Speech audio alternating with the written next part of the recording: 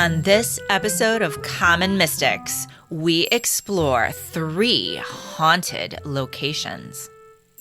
I'm Jennifer James. I'm Jill Stanley. We're psychics. We're sisters. We are common mystics. We find extraordinary stories in ordinary places. But today, we are talking about 3 different experiences we had in 3 different haunted locations. You guys, you know what we do. They know what we do. We don't do this. No, we do not do this. And Jill, why don't we do this? Why aren't we ghost hunters? Because I feel like ghosts that haven't crossed over do not know how to use the nuances of my clairs. So they're very dramatic in trying to get information. So they're opening and closing doors, and they're doing like crazy Scary. shit. Scary That shit. doesn't you know how like a flying bug like is like flying around and like, or even a bird, and you don't know what's going to happen because they're just flying like crazily. That's how it is with ghosts that have not crossed unpredictable. over. Yes. Yes. So There is another theory. Again, it goes back to the groundbreaking book, Stalking the Wild Pendulum by Itzhak Bentov. He puts forth a theory that makes a lot of sense to me. okay. And the theory is, well, it's based on the fact that we are all vibrational beings. We're made of energy, everything in the universe, right? Your face is a vibrational being. My face is actually a vibrational being. So It's in the universe. It's in the yes. universe. Yeah, stop vibrating your lips. How about that? How about keep them still for just a Nope. second? No. Anyway, so, and spirit has vibrational energy as well, right? Correct. So, but there is a hierarchy. There is a hierarchy. And the vibrational spirits that are ghostly, that interact with this material world, like you're talking about, with touch, with sound, with footsteps, with throwing shit across rooms, right? AKA poltergeists. They're of a lower vibration. And what you and I do is we try to elevate our vibration to communicate with spiritual beings that are of a higher vibration, spirits who have crossed over, more the deity level, right? The master. We are trying to lift our vibration. We're not asking anything to come down to us. Right? We ain't hunting in the gutter. We are not going in the gutter of the spiritual work. We are trying to rise above where we come from. Yes. But also, I do think, and if you are a ghost hunter, I apologize now because I might offend you, but ghost hunters are annoying. A lot of them are. A lot of ghost hunters are annoying. Like, you watch the TV episodes. What's your pet peeve? When you watch ghost hunting shows, what is your pet? I know you have them. I can see it on your face. Oh my God. And Jack Osborne, please forgive me because this is not a slight at you, but you're always like, I hate it when they're filming someone getting sick. Like, oh, they're like, that is not Like, validating. oh, my head hurts right now. My head hurts so bad. That's like a side note. That's a sidebar. That's a parking lot. That is not funny. evidence. Right. That there's like, take a fucking pill. Sorry, I'm trying not to swear. Someone emailed or someone left a message on YouTube saying that they cringe every time I swear. And I'm like, I'm going to try not to swear. But it just came out. Sorry, YouTuber. Okay. I really don't like it when the people who are ghost hunting try to antagonize the spirits by saying inflammatory or disrespectful things to try to get a response. I just think it's very unnecessary. It's just completely the wrong energy. You should be going into a space, I think, with respect. You are going into their space. If you are going to a place to ghost hunt, you are literally coming to their house, right? And so you should act respectfully. Not even that, but you're going to their house to bother them.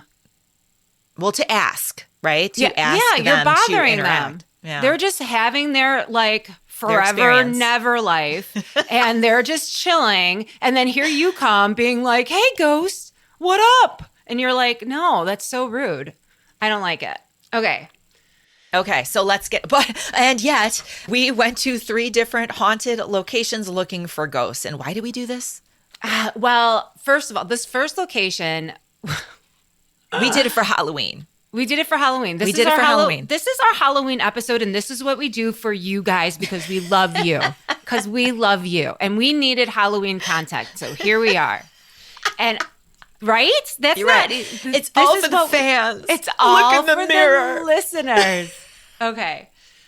And I do have to say, we have the best listeners. We do. We really do. So it was worth it. I was questioning my life choices for sure, especially with this first location, because I did not know when we booked it, what it was. And then when I found out, I was like, that is not what I thought I was booking. Yeah, we booked this one too fast without doing our research. We just put our money down. We're like, we're going. So Right. this is the Demon House. The title should have been a clue.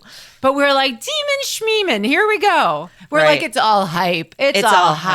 hype. But we would have heard about this house if anything real happened there. And yet we heard about this house. And We real did. things- And we recognized it when we showed up. We're like, wait a minute. Why do I know this house? And it's this because house, it was yeah. featured on one of the episodes of Paranormal Lockdown, which that of all the ghost hunt shows, that was my favorite. It's no longer on, but that was with Katrina Weedman her. and Nick Groff. Love them both and respect them. And I remember distinctly the episode when they were in this house. I So do too. when you and I drove up to it, we were both like, holy shit, this is not where we thought we were going to end up today. that is not where I thought we were going to end up. So this is a little history and a little bit of legend of the house. Okay.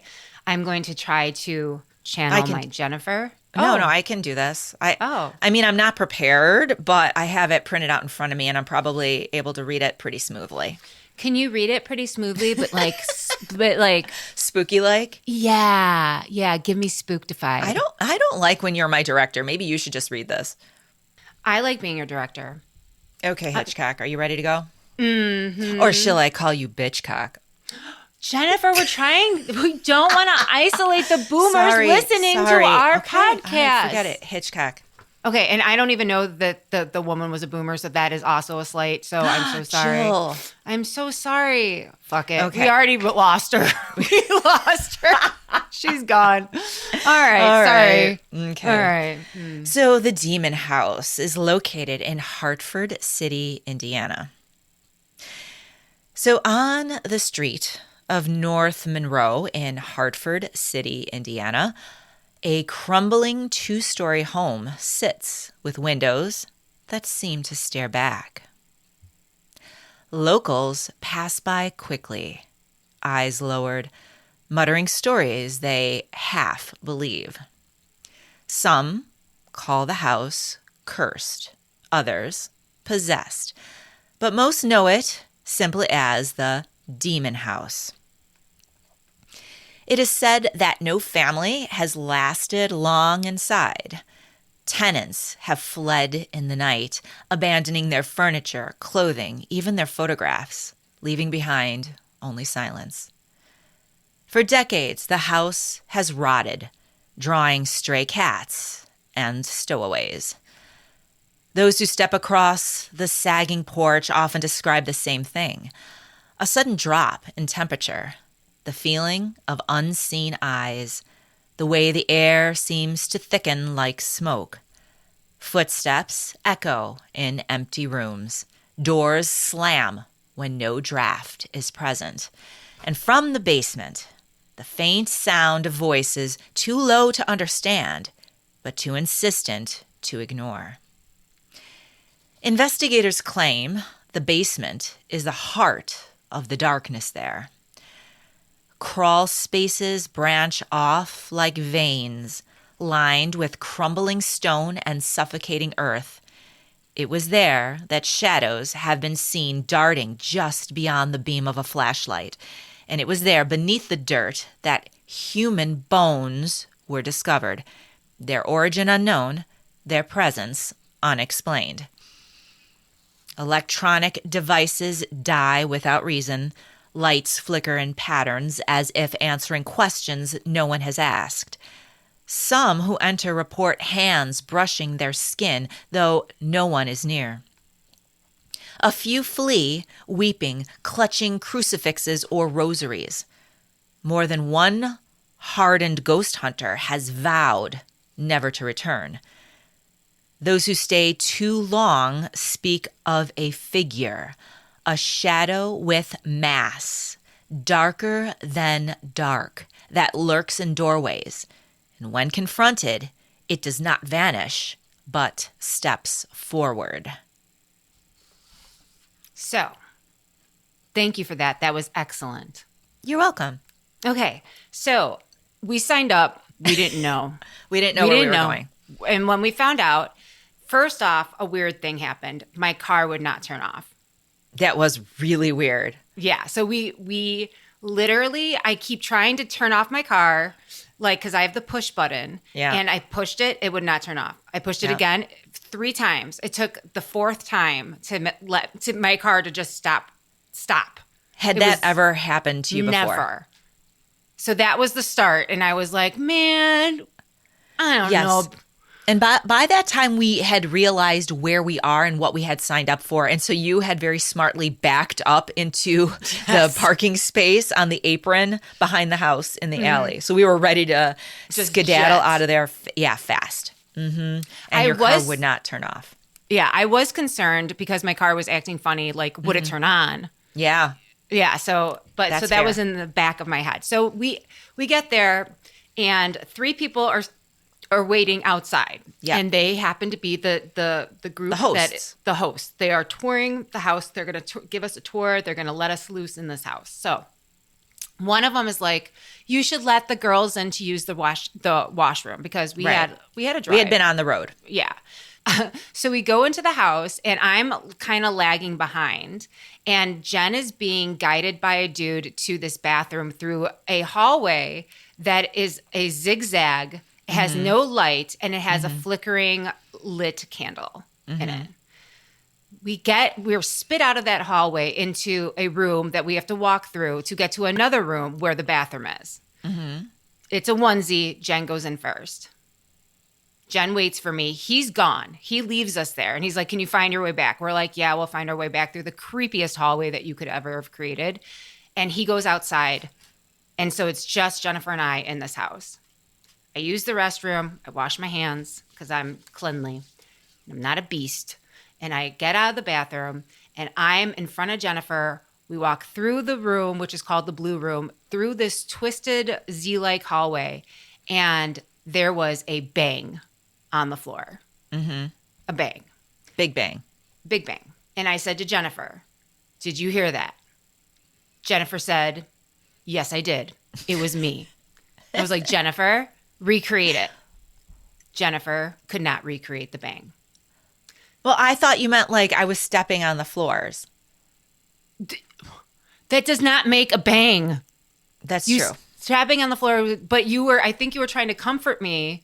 I don't know what you were, but it was obviously not you. So I don't know why you were like, that was me. And I was like, okay, do it again. And you're like, I can't. I was Well, out of my mind. I was already so freaked out. I didn't even want to think that there could have been something else in there. You know what I mean? I was just like, it must have been me.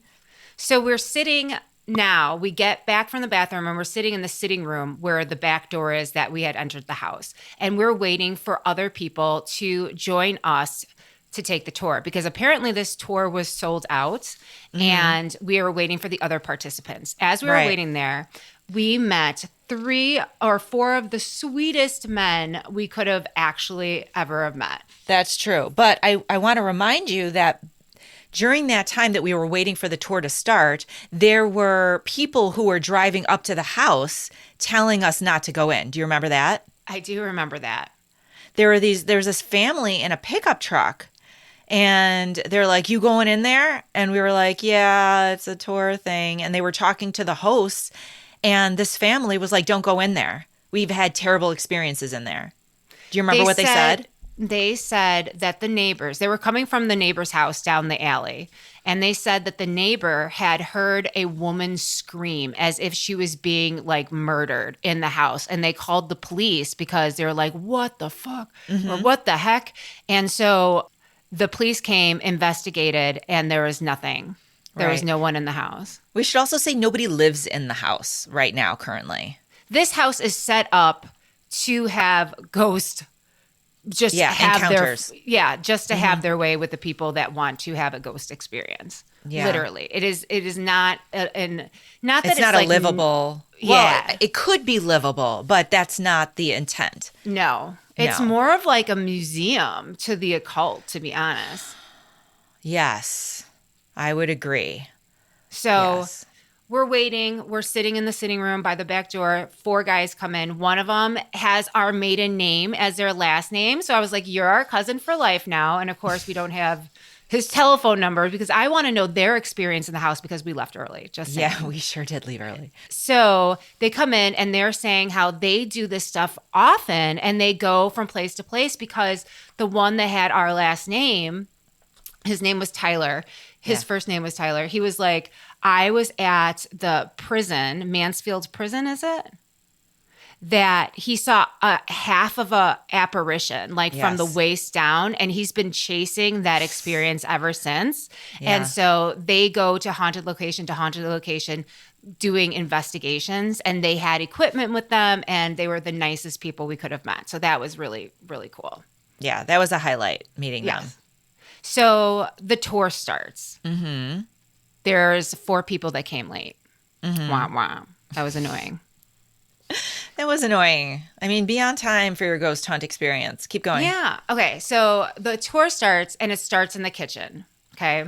Right. And she's telling us all of the things that have happened in each room. Right. So she's taking us around the kitchen. I don't remember what happened in the kitchen. Do you remember what happened in the kitchen? Doors opening and closing. Mm-hmm. Wasn't there water too? Unexplainable water on the floor. That's a bad sign, by the way. I mean, just in life, unexplainable water on the floor. Yeah. That's not cool. No.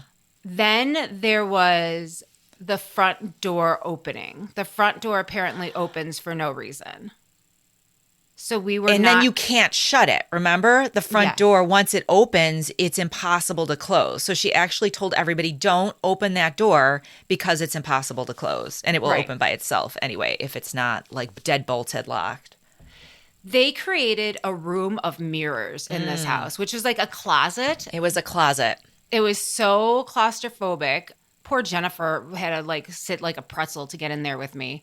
Well, because there was one chair in a room the size of a closet, literally. So I was like, twisted up on the floor and Jill was on the chair. And there was peel and stick tile from floor to ceiling of mirrors. Mm-hmm. Now, I think that there is a theory that when you do that, when you cover a space in mirrors or reflective material, you can create a portal, right? That's the idea. And so they did that purposefully so that you could have some experience in that space. We didn't. There was another room that was, they set up these rooms with like exhibits, like for you to get a scary experience. So there was a room downstairs off the kitchen that had dolls in it, and it was just scary, like in cases. Mm-hmm. Then we walk upstairs. Mm-hmm. Upstairs, it's almost like another apartment. There's a kitchen space. Mm-hmm. And so everyone's in the kitchen. And let me just recreate this. Everyone's in the kitchen. I am in the back. I'm the caboose of our group. And I am standing in the kitchen. And I feel like something walked past me, past my back, and went into the room off the kitchen that we have not gone into yet. Now, everyone else is proceeding through the kitchen to a different room. I stop with a flashlight and I go back to the room that I think someone had walked in. And I shine a flashlight, and because I was confused because I could have swore it was another part of the host, because there was one host talking and 2 unaccounted for. So I swore, I was like, that had to be the other people. The other 2 hosts, yeah. But they weren't in the room. Anyway, then we go into another room. So I follow the group because I'm kind of weirded out and I don't want to be walking around this scary place by myself. In the dark, because none of the lights worked. Right. So I meet up everyone else into the room. And this room that they're in now is a room that has Aleister Crowley's bed sheet framed on the wall, and it looks like they had written out, I don't know if this was Aleister's or someone else had written out a Ouija board on this sheet. Why? If you're Can you- already in a demon house, why do you need to bring up this stuff? So Aleister Crowley, I'm not really clear on who he is, but wasn't he an occultist who was into like the darker arts? Yes. And even like sexy dark arts. Oh, ew. Like eyes wide shut dark arts. I think he was Ew, like, I've never seen that, oh, it's stupid. Don't. but it's gross. Yeah, I mean, it's rich people that have sex parties with like costumes. Why? What does that have to do with the dark arts? Are they also like casting spells and raising the dead? Aleister Crowley was, not eyes wide shut. Okay. So like Oof. Aleister Crowley brought the Yeah. magic to Eyes Wide Shut. Yeah, that was unnecessary to have that in there. That was, and then there were, that was unnecessary. Keep going. It just doesn't make sense. Like you already have a demon house. Why do you need demon like nasty like dark arts things if you already have a place that you believe is a demon house? I mean, they're probably trying to just bring more of that low vibrational energy so that people would have experiences and word of mouth and keep coming back. You know what I mean? Yeah. So there's that. Now we walk back out of the room through the kitchen to the room that I had stumbled upon earlier. And there are two people in the room from the hosts. There was the two hosts in there. And I was like, were you guys in here when we were in the kitchen? And he was like, yeah, we were. And I was like, but I came in here and you guys like, so it was all confusing. So I don't even know if that was a real experience or not. Well, what they did say is that hallway where you thought you felt someone's presence is where a figure has been seen before. They did say that. That's true. And they also said that in the place when we were downstairs where there was a bang, that is often a phenomenon that other people experience too, like a bang from the floor out of nowhere. Correct. Anyway, keep going. So that was the end of the tour in the room where I thought someone had gone into. It was the doll room. And the claim in that room was that someone had committed suicide in the room. Right. So Jen and I came prepared with our equipment. Well, we don't have much equipment, to be honest. We have the stud finders, which is the electric magnetic field finders. Right. So they have the little light ups from green to red. And usually there's like a little green light. But when it senses electromagnetic energy, it will go up the scale from green to yellow to orange to red. And then if it stays on red, then it's interacting with some sort of energy that you can't see. Right. And so you can actually use these things around your house to see if there's a lot of energy coming out of like an outlet. Right. You can put them to like your cell phone and be like, okay, there's energy coming off my phone. So these things really work and really are finding energy. So to have them randomly in the middle of the room without a source of energy to interact with symbolizes that there's energy that we can't see that's approaching and going away from the device. That is correct. Mm-hmm. So we are using this device to ask yes and no questions in the dark, in the doll room where someone apparently committed suicide. So we're sitting there. Mm-hmm. The problem is that everyone else is walking around the house and setting up their own investigations, and they're talking really loudly. And they're walking, and they're laughing, talking, and they're ordering burritos. And you know they're what I mean? super excited, and they're just having the time of their lives. And we're trying to have an investigation where I'm trying to record phenomenon. Yeah. Well, the other thing, Jill, is that you and I are early birds. So this investigation lasts till 2 a.m. And you and I both know, like, we're going to stay for a good hour, maybe an hour and a half, and we're going to go back to the hotel and we're going to go to sleep. Right. I think everybody else was just warming up because they were in it for the long haul. And we're like, everybody shut the F up right now because we want to get some content before we leave. But people, this is my thing. Not only were the hosts loud, but other participants were loud. So it's not even like, I really wish the host would have been like, people are investigating, be respectful. And the host would have been respectful for for us investigating. Right. And the hosts were not the owners of the house. I have to say the owners who were not there were so kind. They set up snacks. They ordered pizzas for everybody. There was water and different drinks in the refrigerator. So the owners of the property were super gracious in that regard. Considerate to people Yes. coming to their home. Yes. But we're coming to your home so we can have an experience that we could share. Right. And it was diluted by the shenanigans of other people in the house. Yes. So looking at, we went from area to area to area, trying to find a quiet location where we can actually have an experience. And in my opinion, the strongest evidence that we weren't able to capture on video or audio was, in my opinion, the experience we had in the basement when you and I went into the basement by ourselves. Yes. Do you want to tell everybody what that was like? So at this point, we had borrowed a piece of equipment called the Flux 2 responder. It's a triangle. And there's a green light on the left and a red light on the right. And so when you ask a yes or no question, we communicate with a spirit to tell us yes, meaning green, or no, meaning red. Okay. So we're downstairs in the basement and Jen and I are quiet. We're trying to capture something on audio and we're asking it questions. And it feels like it's responding to us. And then it stops for a period of time. And we're like, do you want us to go? And it was like, bing, yes. And so we're like, okay. Okay. Well, we're out that of here. was fun. Goodbye. Nice meeting you. Yeah. The other creepy thing about that particular interaction was that we started by introducing ourselves. And I said, I'm Jennifer. And you go, I'm Jill. And it lit up green.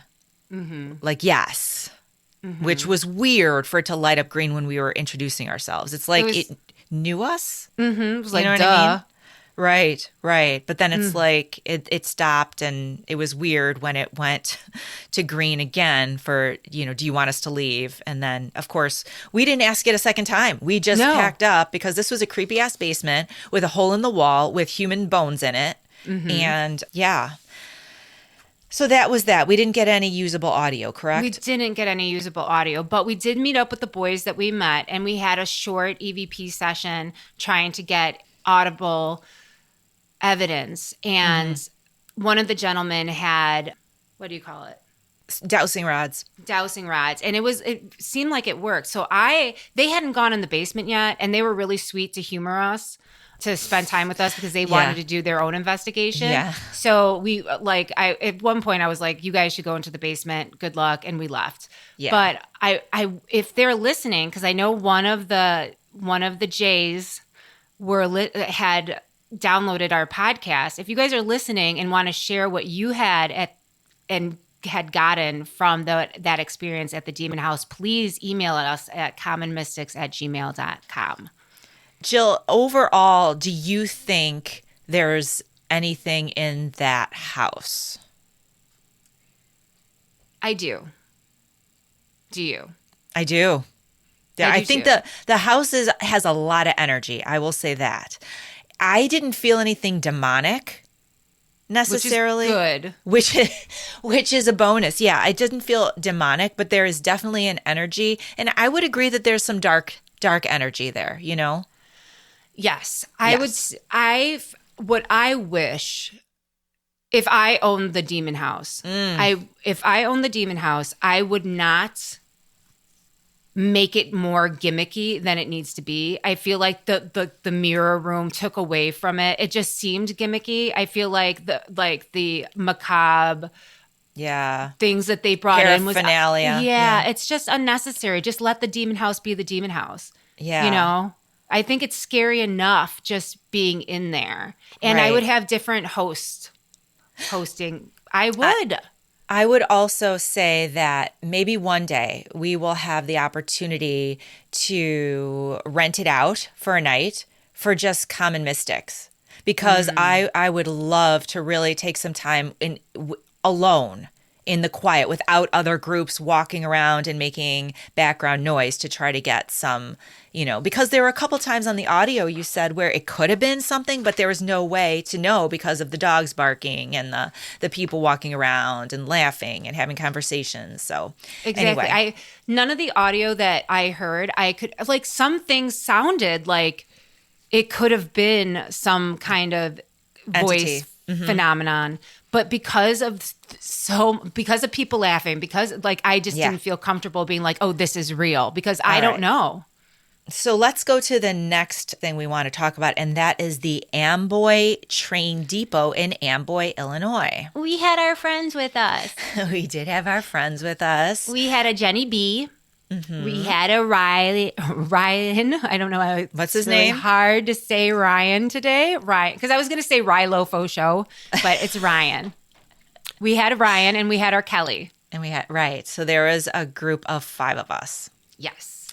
And the Amboy is in Illinois. So we were in your stomping grounds. Do you want to talk about? Well, we were in Illinois. Yeah, we were about an hour west of where I live, so more central, north central Illinois. Amboy, Illinois grew up around the Illinois Central Railroad, chartered by Congress in 1854 to build a trunk line across Illinois.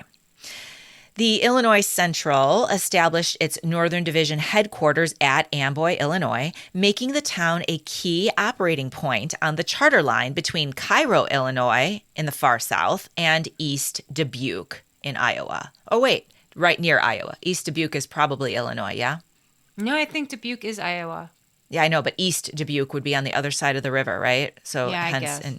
All right, yeah, we don't quite know about the geography, so we're just going to blow past it. Yeah. Already spent too much time on it. So current structure. Okay, the current structure of the Northern Division headquarters.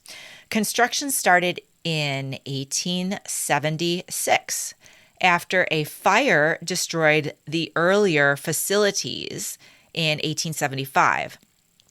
The railroad erected a new combined headquarters and passenger depot in 1876, and staff architect James Knockwet, I don't know how to pronounce this, Nocquet, Knockwet, designed the 2-story Italianate brick building, which doubled as a public station room and railroad office. A public station room? Would that mean like a hotel? Public station rooms. I don't know if it was a hotel per se or just places where people could rest while they were waiting. People of means, certainly. Certainly. Yeah, certainly. Not Indeed. us. We'd Not be us. outside in the elements. From its opening in 1894, the building served as headquarters for the Illinois Central Railroad Northern Division, supervising hundreds of miles of track and more than 50 stations. Its prominence reflected Amboy, Illinois' importance in the Illinois Central Railroad's operating scheme during the late 19th century. But there was passenger decline and wartime reuse happening in the 20th century. Let me explain. With automobiles and buses on the rise, Amboy's passenger service ended in 1939. So people were no longer so in need of railroad transport. Mm-hmm. And the interior spaces of the building were remodeled for storage and apartments. Now, during World War II and into the Korean War era, the depot functioned as a transfer point for munitions from the nearby Green River Ordnance Plant. And then there was a period of abandonment and rescue, starting in the 1980s through 2003.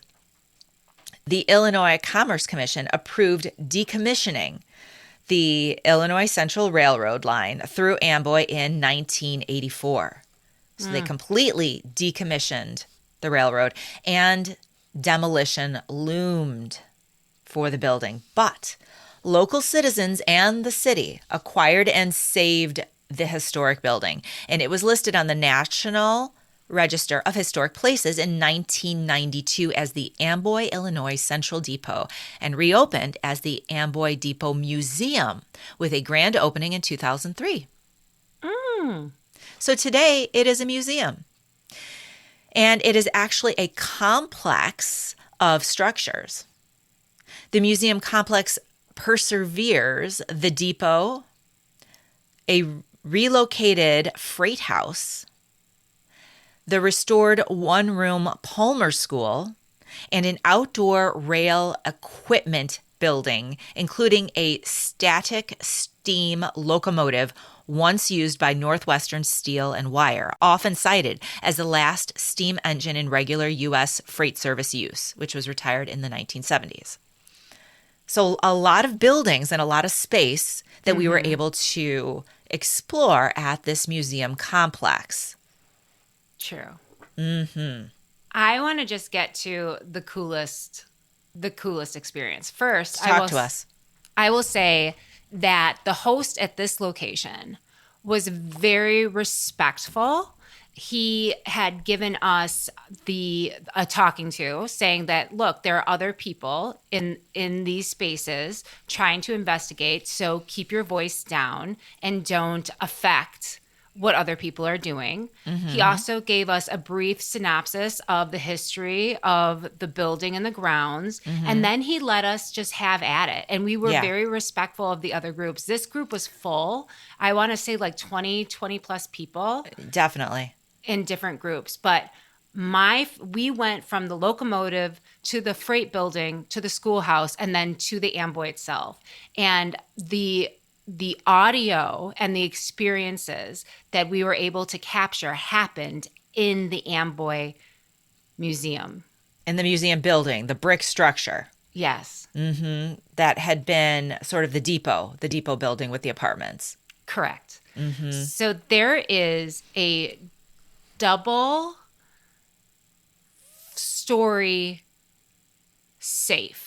So there's a safe on the bottom floor, and right above it, there's a safe on the top floor. And one of my favorite experiences is when we were upstairs, Jenny B had gone into the upstairs safe and had noticed something that her father would appreciate in the safe. Right. Now, it wasn't just a safe. They had it, again, set up as a museum because it is a museum. It is literally a museum. So they had vintage and antique paraphernalia all around. So it wasn't like she was just entering a safe that was empty of money, right? She had entered this sort of museum experience with all of this paraphernalia. And what she had seen was a Dad's root beer sign or tin, right? It was an old advertisement for Dad's root beer. Go ahead. Jenny's father had passed away almost a year ago to the date, right? Right. And so she was like, oh, Papa, you would really appreciate this. And Jenny had in her hand one of the EMF detectors. And Jen, do you want to remind everyone what the EMF detectors are? Right. It's the handheld electromagnetic frequency detector that goes from green all the way to red. And red symbolizing that there is a strong electronic or electric field. Yes. And so Jenny's holding the EMF, and it goes, as soon as she says, oh, Papa would appreciate this, she's in the middle of the room, and it goes to red for no reason. And it stays there. Flickering red as she's like, oh my God, Dad. And it's going flicker, flicker, flicker, flicker. I've never seen it do that. And we've been using these for years.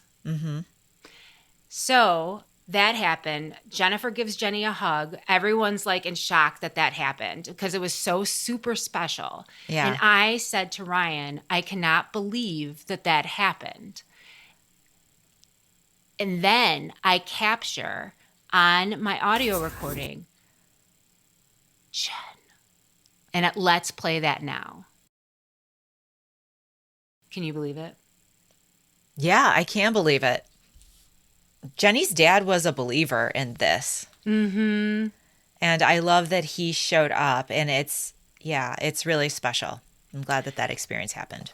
So after that experience, we walk into one of the back rooms of the building. And this time, this is the first time in the Amboy we were all together, and we were going to do an EMF session. So I'm sitting at a table with Kelly. I have my recorder to my right. Jenny's sitting on like what seems to be like a piano bench or something. Jennifer's on the floor, and Ryan's standing above Jennifer. And we're asking the spirits to communicate with us through the EMF or through our electronic devices so that we can record any happenings that we may not be able to hear. And you were just using your phone to record the audio. Correct. Yep. So I'm like, talk to our phone. I was like, we have a podcast. If you want to be, We need some content. Help us around out. the world. Please talk to us. So one of the coolest things that happened is that Kelly asked the spirits to light up the EMFs at the same time, which it did. Mm-hmm. Then someone says, can you make a noise or can you interact with us in other ways with something in the room? So can you make a noise? We're giving it options. And then you hear a bang. Not a loud bang, but a bang. So let's play that now. Do you have the energy to move something else in the room other than the lights?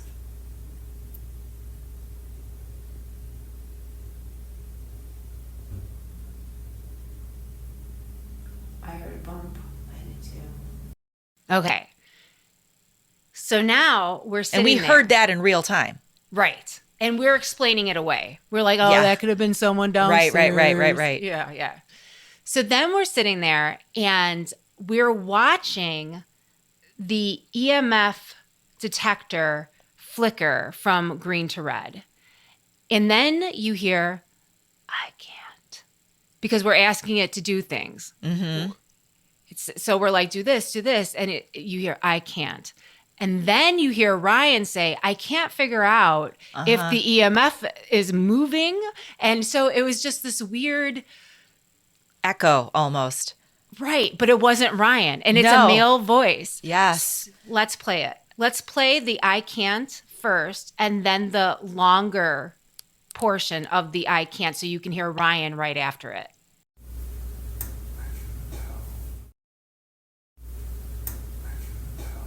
I'm sorry, I can't tell if my eyes are tricking me or if the whole thing is moving.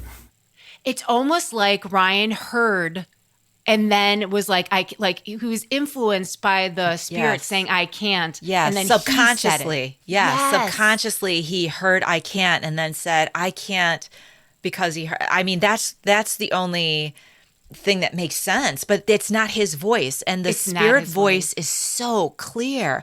It trails off because Ryan talks over it a little bit. Also, unknowingly. remember, Ryan's on the opposite side of the room than where my phone is. Right, and you can hear the difference in where the sound is coming from when you listen to both back to back. Exactly. So that's chilling that we really picked up that voice. That gave me the heebie-jeebies when you played that for me. That was a good catch. I will say it's a good catch, but it also explains how ghosts can influence us without knowing it. Like when people are always like, is it a good idea to have a friendly ghost in my house? Like, yeah, I mean, okay, it's a friendly ghost, but that kind of thing happens. You may be influenced, even if it is the friendliest ghost, by that energy and not realize it. So that's why I'm always like, yeah, I would say try to clear your space of ghosts. Well, and especially if you're curious, but you're not really spiritually practicing. That's, if you're sensitive, but you're not practicing, energy cleansing and protection and, all of the things, then I Well- think you're in really tricky territory because you are potentially being influenced by something that you're curious about. And so it might like form this weird loop of energy exchange and might actually deplete your energy, and you might not be understanding what's happening. That's exactly right. And that is a great definition for Ryan, because Ryan is super sensitive. He's seen things, he's clairvoyant, he can hear things, so he's clairaudient. But he doesn't practice. Right. He doesn't put in the work to control it. And Right. so that instance is so clear. Like, to me, it's he was reacting to what he was experiencing and didn't realize it, because what Right. he said he didn't know what was happening was if the EVP thing was moving. Of course Right. it wasn't moving. Yeah. So, I mean, tell us what you guys think. Do you agree with us? Like, do you hear the spirit voice say, I can't? And what do you make of Ryan saying, I can't tell, like right after the spirit voice? It's bizarre. It is bizarre. Tell us what you think. Do you have any other takeaways from the Amboy that I did not? No, I'm right on. I'm following right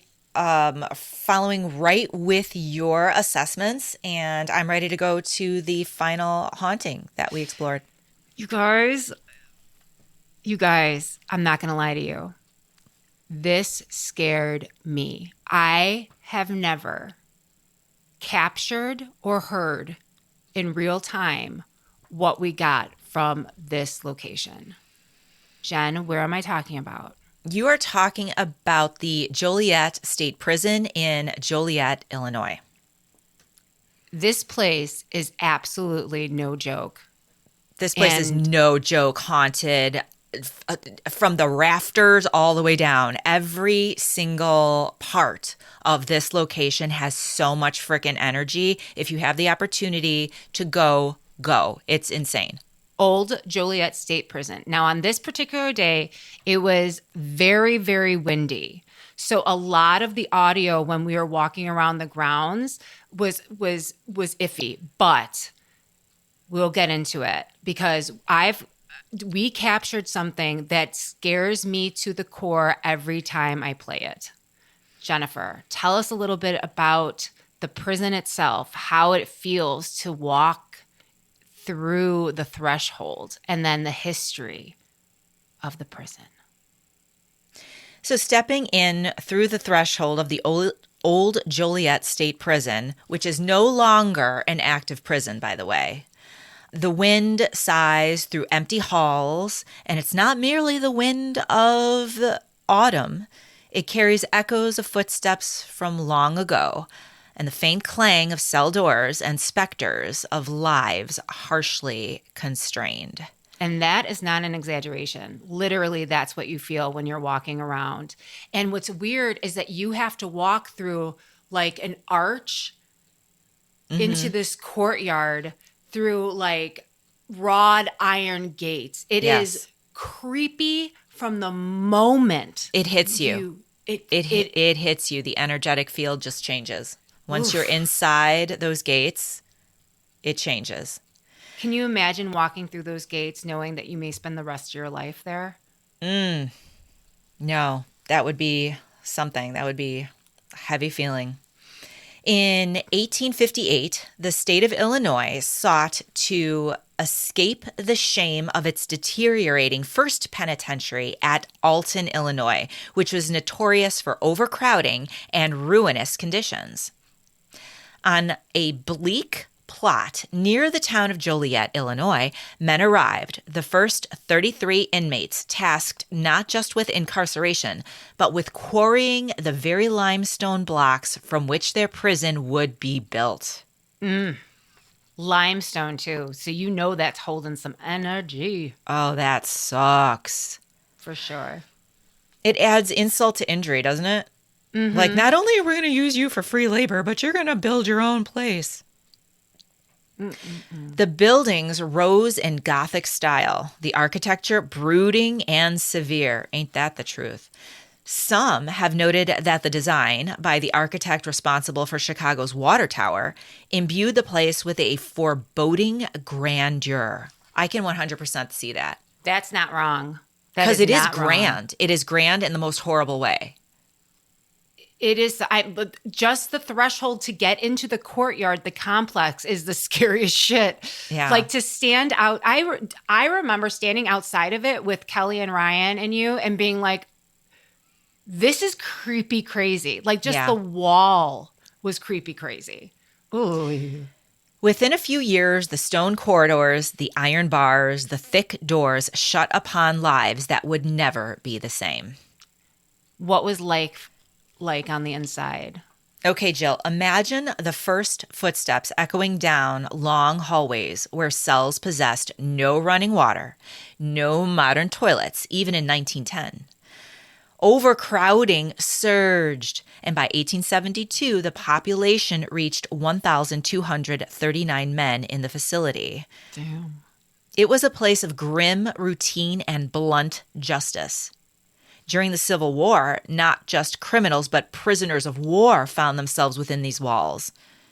In the decades that followed, the institution housed some of America's most infamous individuals. For example, the duo Nathan Leopold and Richard Loeb, convicted in the notorious crime of the century in 1924.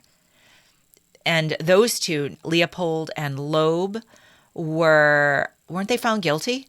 Yeah.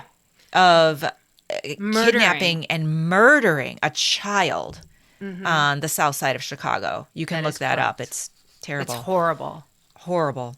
Through the 1900s, the prison became a reception and classification point for Northern Illinois, processing tens of thousands of new prisoners each year.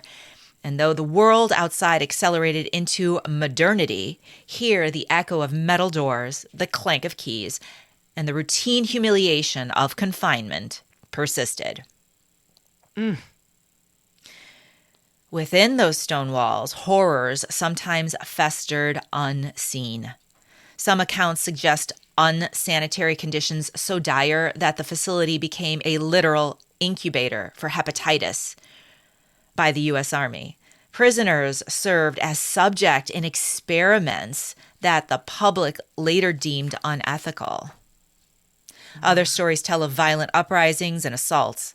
In 1975, gang prisoners seized a cell block, held guards hostage, and spilled blood on the corridor floors. To walk the corridors is to feel the weight of lives broken, of desperation, of the unseen suffering that fades into silence only when the lights go out and the building breathes shadows. That's true. Even today, walking through there, you feel the suffering of those people, those souls. In 2002, after nearly 144 years of operation, the Old Joliet Prison finally closed its doors. Budget cuts, structural obsolescence, and changing philosophies of incarceration hastened its end. Many of the inmates and staff were transferred to the nearby Statesville Correctional Center, leaving the hulking penitentiary to its ghosts and its memories. Then came its decay. Vandals, fires, the inexorable corrosion of time. One building, the old mattress factory, was heavily damaged by arson in 2017. But the most haunting truth is not the crumbling masonry. It is that the voices of the past still linger in the empty wings. True. 100% true. So today, the Old Joliet Prison stands as a historic site open to tours and contemplation. In 2023, it was listed on the National Park Service National Register of Historic Places. Visitors walk its grounds, hear the stories, imagine the clanks and slams, feel the chill of long-abandoned cells. Yet the place remains more than a museum piece. It is an invitation to face injustice, to witness the human cost of incarceration, to confront darkness. In the dim light of the yard at dusk, you might sense the silhouette of a guard walking his rounds long after the shift ended. You might hear, faintly, the whisper of inmate voices as they recite their time, count the days and dream of freedom. So we were there not on a structured guided tour. no, there was an option for a guided tour, and then there was an option for you to just roam around. And we wanted to just roam around by ourselves. Yes, and do our own ghost hunt, if you will. I'll also say this, though, Jill, too. Unlike the other two locations that were packed, a lot of people around, on this particular day, it was cold. And I want to say we were the only ones there at first. At first, we were the only ones there. So we did not have the problem we had at the other smaller locations of running into people and kind of corruption of audio, etc., except for the wind. The wind was the only corruption of audio. So was there any location in the prison other than the cell block that we're going to talk about that you had an experience at? Yes. Well, not an experience so much as I could feel the terror and the dread at the Mount. Tell them what the Mount is. Oh my goodness. God. There is this man-made mount, for lack of a better word. It is a earthen structure that it's almost like a circle around it, right? Right. It's a walkway. It's a walk path that is elevated on kind of a small hill right in the center of this complex, this prison complex. And apparently what they would do to give the women inmates exercise is to bring them up and walk them in a circle around the top of the mount. Do I have that right, Jill? You have that absolutely right. Chained. Oh, yes, of course. Mm-hmm. Chained and just leading them in a circle. Not unlike, and this comes to mind, horses. Like you would take horses and put them on kind of a circular path, like maybe to turn a mill or something, the livestock. God. Yeah, just that sort of, that was their exercise. Yeah. I remember that. That was frightening. And it's frightening. You see the mound and you think, what the heck? Like, why your heart drops. You see the mound and you're like, wait a minute. That can't be good. Whatever this isn't good. And then you hear the story and you read the sign and you're like, wow, it's Not worse good. than I thought. Right. No kidding. Yeah. So there are different wings of the cell blocks. We were in the south wing, and you need to picture this foreboding building that on the inside has no light. So there's like a string of Christmas lights to light the way through the wing. So there are pitch dark hallways. And then there is this light of Christmas lights guiding the way through a cell block. It is creepy. The wind is howling outside. There's condensation dripping down these stone walls. And there are cells after cell after cell of just small confined space with like a silver toilet. Right? Yeah, and the paint is peeling and there's puddles on the ground. And it's just, I cannot believe that they let people, like, I'm glad that we had the opportunity to roam around in there. But honestly, like. Dangerous. Dangerous. Really truly. Yeah. These doors are huge and heavy. Anyway. So in this space, I am taking up the rear. And Jennifer is in between me and Kelly and Ryan. Now, this is a very long cell block. Yes. And this is the first time Kelly has used the EMF detectors. So she is very focused on where the red is coming, like when the red comes. Now, remember, there's no electricity in the building. Right. To get these Christmas lights working, there is a generator outside in the middle of the courtyard, okay? We're walking.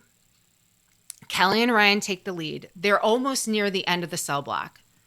Jen is edging closer to them, and I am in the rear, a significant amount away. And I am using my cell phone to record and the EMF to check out like the different energies. And I'm feeling like I'm not being successful with the EMF. Mm-hmm. Jen is going in and out of cells, mm-hmm. just weaving your way down the cell block, going in and out these cells. Mm-hmm. I stop and I'm looking at a window that is high up and very little light is coming in. And I hear this creepy ass laugh. And I stop and I'm like, was that fucking Kelly? Because I really hope that was Kelly. And what was happening is that Kelly's EMF was going crazy, but Kelly started talking after the whoa. So Jennifer says to me, yes, that's Kelly, but, and because I'm like, I didn't hear a laugh. I thought you were talking about a voice, and Kelly was talking kind of to the entity that she thought was maybe firing up her EMF. yes. So it was the creepiest thing. And I captured it. Can we hear it now? Please listen to it now. Please listen to the short version of just the laugh and then the longer version with the context.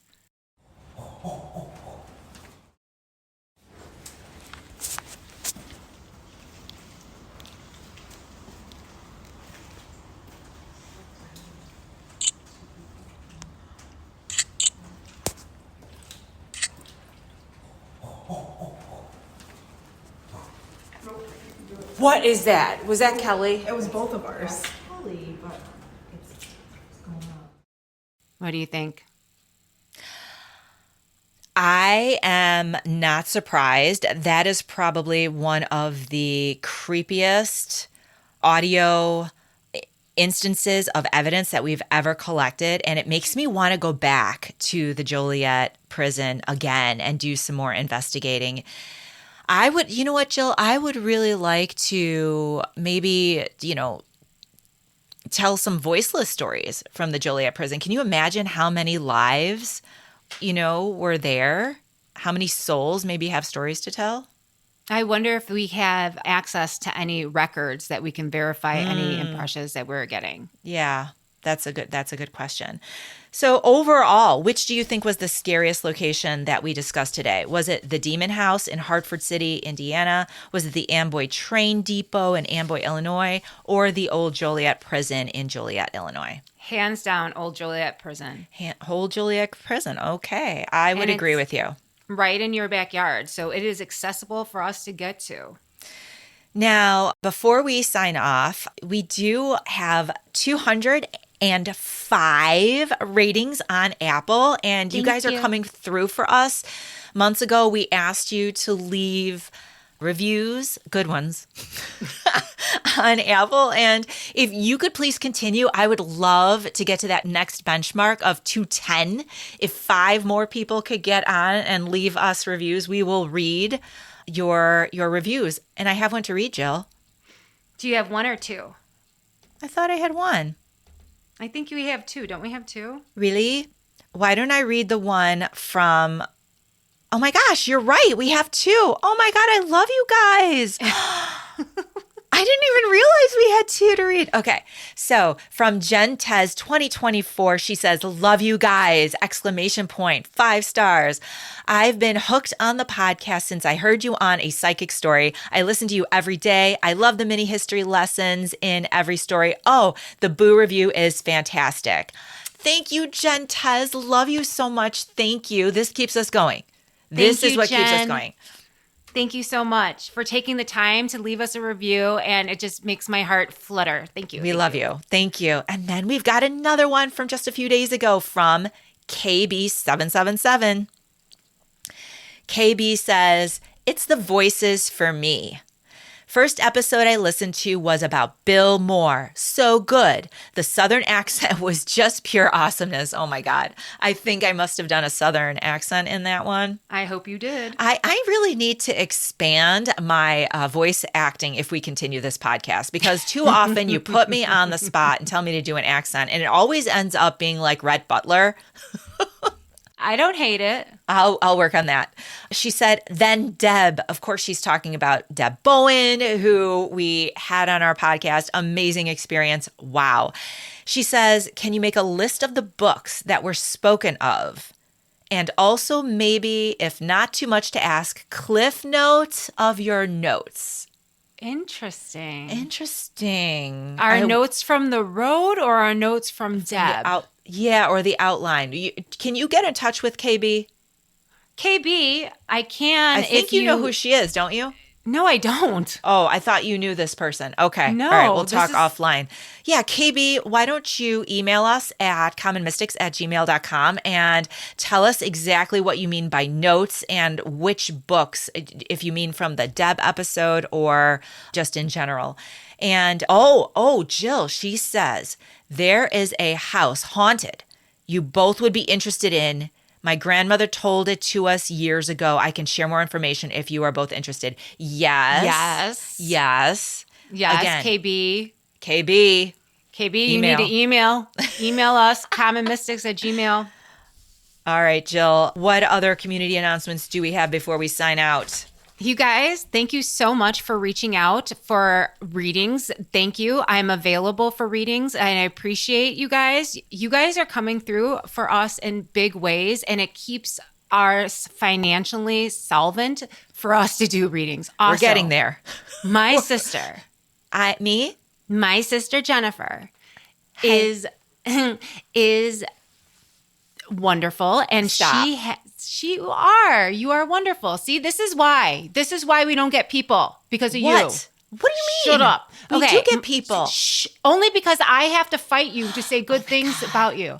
My sister Jennifer has a dual master's degree in education. She is an expert not only at speaking with the spirits and navigating her own psychic abilities, but also identifying ways for you to learn your psychic abilities. She is available for one-on-one coaching, and she's also putting together a class. If you missed her class this autumn, she will be doing one again in January. Yeah, and end of January. We already have people interested. Please be a part of it. We love using our abilities to enrich your lives and to help you navigate your abilities to enrich your lives as well. So please do that. You can email us for both readings and one-on-one coaching and the upcoming class at commonmystics@gmail.com. We are in the process of figuring out how to upgrade and change our websites. So bear with us. It's a story. We'll tell you later. And check us out on Patreon. Please check us out on Patreon. Tonight is our Patreon call. We have a pagan. I got us a pagan who is also a listener and a wonderful human being that she's going to help us navigate Samhain and how she moves through the year using her pagan practices. Jill, by the time this episode hits, that will be long in the past. But take that, listeners, as an example of the type of calls and discussions and programming that we have on Patreon monthly at our top tier. So meet us there. We'd love to meet you in person on Zoom. And lots of love to you all. Access to detours. Thank you, guys. Jill, we love say you. Goodbye. Love you. Love Bye. you. Thank you guys so much for everything you do for us. We appreciate you. Bye-bye. Bye. This has been a Common Mystics Media production. Editing done by Yokai Audio.